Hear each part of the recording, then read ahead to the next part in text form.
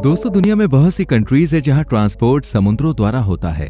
आज हम आपको एक ऐसी नहर के बारे में बताने जा रहे हैं जो इतनी लंबी है कि उसे पार करने में ही जहाजों को लगभग 10 घंटे लग जाते हैं। इस नहर के बनने की कहानी भी बड़ी दिलचस्प है, जिसके बारे में जानकर आप भी हैरान रह जाएंगे। इस कनाल का नाम है पैनामा कनाल, जो मध्य अमेरिका में पनामा में मौजूद है। लेकिन कब तक ये कह नहीं सकते, और हम ऐसा क्यों कह रहे हैं वो आपको आगे पता चलेगा। पर उससे पहले आइए जानते हैं इस पैनामा कैनाल के बारे में। ये कैनाल प्रशांत महासागर और अटलांटिक महासागर को आपस में जोड़ती है। इस नहर की लंबाई लगभग 82 किलोमीटर है, जो इंटरनेशनल बिजनेस को बढ़ावा देती है। इस कैनाल से हर साल 13 से 14 हजार छोटे बड़े जहाज गुजरते हैं। खैर दोस्तों, पैनामा कैनाल के बारे में अधिक जानने के लिए चलिए डालते हैं एक नजर इसके इतिहास पर। 1914 से पहले जब पैनामा कैनाल नहीं बनी थी, जब यूरोप से अमेरिका के वेस्ट कोस्ट तक शिप से पहुंचना एक बहुत बड़ा टास्क हुआ करता था। मतलब कि अगर किसी शिप को यूरोप से लॉस एंजलिस तक की दूरी तय करनी है तो उसका कोई शॉर्टकट नहीं था, बल्कि पूरे नॉर्थ अटलांटिक से गुजरते हुए साउथ अमेरिका के बॉटम से ही होकर जाना पड़ता था। जी हाँ, बिल्कुल सही सुन रहे हैं। जाना तो चलो ठीक है, लेकिन जर्नी कंप्लीट करने में काफी लंबा समय लगता था। वहीं छोटे मोटे शिप्स की बात करें तो वह हफ्ते 15 दिन में पहुंच जाया करते थे। लेकिन अगर किसी बड़े जहाज या कार्गो शिप्स की बात करें तो इसे लगभग 1 महीने का समय लगता था। और इस प्रॉब्लम को ही सॉर्ट आउट करने के लिए सबसे पहले कदम उठाया स्पेन के राजा और रोमन साम्राज्य के सम्राट चार्ल्स पंचम ने। लेकिन कुछ कारणवश 1700 के लगभग इसका निर्माण कार्य रोक दिया गया। इसके बाद फ्रांस ने अपने कदम आगे बढ़ाए और एक कंपनी की स्थापना की। आपको बता दें, इस कंपनी के प्रेसिडेंट के रूप में फर्दिनांड डे लेसेप्स को नियुक्त किया गया और इस काम को आगे बढ़ाने के लिए लेसेप्स ने फ्रांस और यूरोप से फाइनेंशियली मदद भी मांगी और उसके बदले उन्हें काफी फंड भी मिला। और इतनी बड़ी अपॉर्चुनिटी लेसेप्स को इसलिए भी दी गई क्योंकि इससे पहले वो स्यूज कैनाल के लिए काम कर चुके थे, इसलिए वो काम की गहराइयों को बहुत अच्छे से जानते थे। वैसे आपको बता दें, पैनामा कनाल बनाने का आइडिया खुद लेसेप्स का ही था। तो इस तरह से आज से लगभग सालों पहले अटलांटिक और पैसिफिक ओशन को आपस में कनेक्ट करने के लिए एक शॉर्टकट रास्ता निकाला गया था, जिसका नाम पड़ा द पैनामा कैनाल। दोस्तों, दुनिया भर में भारी जहाज के लिए ये रास्ते बनाए गए, जिनमें से पहला रास्ता ईस्ट में बनाया गया, जिसे स्यूज कैनाल के नाम से जाना जाता है। ये ईस्ट एशिया कंट्रीज जैसे कि चीन, जापान, ताइवान जैसी कंट्रीज को यूरोप से कनेक्ट करने का काम करता है। वहीं दूसरे शॉर्टकट के लिए सेंट्रल अमेरिका में बनाई गई पैनामा कैनाल का इस्तेमाल किया जाता है। दुनिया भर में आज लगभग 50 से 60 हजार कार्गो शिप्स मौजूद हैं, जिनमें से 70% से ज्यादा कार्गो शिप्स इन्हीं दो शॉर्टकट रास्तों का इस्तेमाल करते हैं। लेकिन मान लीजिए अगर किसी वजह से ये दोनों कैनाल में कोई प्रॉब्लम आ जाए तो क्या होगा? तो दोस्तों, इसका असर पूरी दुनिया पर देखने को मिलेगा। आपको बता दें, जिस कैनाल की हम बात कर रहे हैं उसको बनाने में तकरीबन 375 मिलियन डॉलर्स के साथ साथ 75,000 से ज्यादा वर्कर्स ने अपना योगदान दिया था। लेकिन कोई नहीं जानता था कि आने वाले 100 सालों में यह कैनाल बंद होने की कगार पे आ जाएगा। लेकिन आखिर क्यों?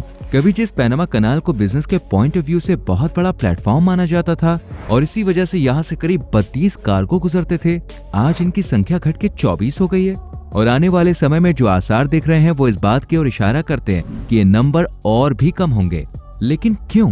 क्या वजह है जिसके चलते पैनामा कनाल डाइंग होने की कगार पे आ चुका है? वैसे पहली बार आपने नहीं सुना होगा, इससे पहले भी साल 2021 में एवरग्रीन शिप ने पूरे स्यूज कैनाल के ट्रैफिक को जाम करवा दिया था और पूरे 6 दिनों तक रास्ता ब्लॉक रहा था। अगर ऐसा ही कुछ फ्यूचर में होता है तो शिप के पास कोई दूसरा रास्ता नहीं होगा, उन्हें लंबी दूरी तय करनी होगी और घूम कर ही जाना पड़ेगा। और इसका मतलब सबसे बड़ा नुकसान उठाना पड़ेगा कंपनियों को, क्योंकि इसमें टाइम के साथ साथ फ्यूल कॉस्ट भी एक्स्ट्रा जाएगी। सीधे लफ्जों में कहा जाए तो इसका सारा खर्चा हमारे और आपके ऊपर ही आएगा। ऐसा नहीं है कि इन रास्तों का इस्तेमाल फ्री में किया जाता है, बल्कि आपको बता दें, बड़ी बड़ी शिपिंग इस कैनाल को यूज करने के लिए भारी टोल टैक्स के साथ इनकी मनमानी भी सहन करती है, क्योंकि इसके अलावा उनके पास कोई दूसरा रास्ता भी तो नहीं है। लेकिन अब सवाल ये उठता है कि आखिर ऐसी क्या मजबूरी है जिसके चलते इन्हें कैनाल की जरूरत पड़ती है? अब इस बात को देखिए, ऐसे समझें। मान लीजिए यूरोप में यूनाइटेड किंगडम से एक शिप को वेस्ट अमेरिका में मौजूद सैन फ्रांसिस्को जाना है। वैसे वहां पहुंचने के लिए 2 रास्ते हैं, जिनमें पहला है लॉन्ग डिस्टेंस, लेकिन इसका डिस्टेंस तकरीबन 25,000 किलोमीटर है और इस दूरी को तय करने के लिए 28 दिनों तक लगातार ट्रेवल करना पड़ता है। और वहीं फ्यूल की बात करें तो करीब 80 लाख लीटर फ्यूल खर्च होता है, जिसके लिए काफी तगड़ा खर्चा करना पड़ता है। अब ऐसे में टाइम तो जाएगा ही जाएगा, लेकिन फ्यूल पर आने वाली कॉस्ट यानी 32 मिलियन डॉलर्स भी खर्च होंगे, यानी तकरीबन भारतीय रुपयों में बात करें तो 268 करोड़ रुपए, जो कि काफी बड़ी रकम है। आइए अब बात कर लेते हैं दूसरे रास्ते की, तो वो है पैनामा कनाल का शॉर्टकट। जहां लंबे रास्ते से 25,000 किलोमीटर का डिस्टेंस है, वहीं पनामा कनाल शिप से केवल 1400 किलोमीटर की दूरी तय करवाता है और इसमें समय के साथ साथ फ्यूल कॉस्ट में भी तकरीबन आधी बचत हो जाती है। खैर दोस्तों, भले ही फ्यूल और समय कम लगता है, लेकिन आपको बता दें पनामा कनाल से गुजरने वाले एक शिप पर लगने वाला टैक्स जानकर आप बिल्कुल हैरान हो जाएंगे। एक शिप लगभग $2,500 से $10,000 तक टैक्स पे करता है, लेकिन कभी कभी तो ये रेट आसमान भी छूने लगते हैं, बट कंपनी तब भी उनकी मनमानी बर्दाश्त करके खुशी खुशी टैक्स देने के लिए रेडी रहती है। और दोस्तों, उसके पीछे कंपनियों का भी अपना स्वार्थ होता है। दरअसल शिपिंग कंपनियां इस रूट यानी पनामा कनाल का इस्तेमाल करके समय की बचत कर लेती हैं, यानी जो काम पूरे साल में होना होता है वो 6 महीने में ही कंप्लीट कर लेती हैं। आसान शब्दों में कहा जाए तो टाइम इज मनी, और यही वजह है जो ये शिपिंग कंपनी अपने समय और पैसे बचाने के लिए पनामा कनाल को मुंह मांगी रकम देने के लिए भी रेडी रहती है। इसके लिए चाहे फिर उन्हें एक लंबी लाइन में हफ्ते या 15 दिन का इंतजार क्यों न करना पड़े। खैर आइए अब आते हैं अपने मेन टॉपिक पर कि ऐसा क्यों कहा जा रहा है कि पनामा कनाल इज टाइम। तो इस बात को समझने के लिए चलिए इसकी डिटेल में चलते हैं। आखिर क्यों पनामा गवर्नमेंट चाह कर भी कार्गो शिप को पनामा कनाल से गुजरने नहीं दे सकती। इसको जानने के लिए सबसे पहले ये जानते हैं कि पनामा कनाल आखिर काम कैसे करता है। कहते हैं कि जिस भी इंजीनियर ने इस कनाल को डिजाइन किया था वो बहुत बड़ा जीनियस रहा होगा, लेकिन कोई कितना भी बड़ा जीनियस क्यों ना हो, कुदरत के आगे सब कुछ धरा का धरा रह जाता है। सबसे पहले हम बात कर लेते हैं पनामा स्ट्रीट की। अगर आप इस पर गौर करें तो जो पनामा स्ट्रीट सेंट्रल अमेरिका में मौजूद 30 किलोमीटर चौड़ी एक पट्टी है, जिसके दोनों साइड में ओशंस मौजूद हैं, लेकिन यहाँ की जमीन काफी अलग है। ये सी लेवल से 85 मीटर्स की ऊंचाई पर है। इस वजह से पहले शिप को 85 मीटर्स की ऊंचाई तक उठाया जाता है। इस वजह से पनामा कनाल के ओपनिंग पर ही लॉक्स लगाए गए हैं और इसका इस्तेमाल केवल शिप को ऊपर उठाने के लिए ही किया जाता है। शिप को इस प्रोसीजर में कई लेवल्स पार करने पड़ते हैं, तब जाकर कहीं वो गाट्यून लेक में दाखिल होता है। यहाँ पर गौर करने वाली बात यह है कि जब शिप को ऊपर उठाया जाता है या फिर नीचे पहुंचाया जाता है, तब इन दोनों ही प्रोसेस में लेक गाट्यून का पानी इस्तेमाल किया जाता है। आपको बता दें, जिस लेक गाट्यून की हम बात कर रहे हैं, यहाँ का पानी यहाँ के लोकल लोगों के पीने के काम आता है। बात करें यहाँ से गुजरने वाले शिप्स की, तो रोजाना यहाँ से 38 शिप्स गुजरते हैं। लेक गाट्यून एक बहुत बड़ी लेक है, जहाँ बारिश के पानी के साथ साथ आसपास के पहाड़ों का पानी भी इकट्ठा होता है, जो शिप की वजह से जाया होने वाले पानी की कमी को पूरा करता है।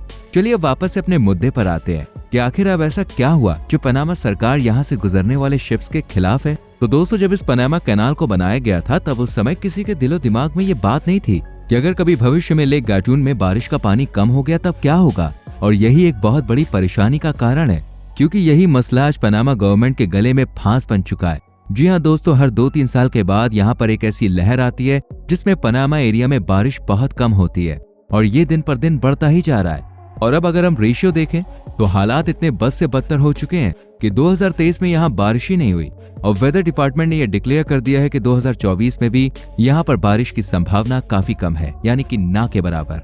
और यही बहुत बड़ा कारण है पनामा अथॉरिटीज के पास, जिसकी वजह से वो शिप को आगे पास ऑन नहीं कर रही थी, क्योंकि उसके पास अब केवल 2 ही रास्ते बचे हैं, या तो वह कनाल चला ले या फिर अपने लोगों को पीने का पानी प्रोवाइड कराते।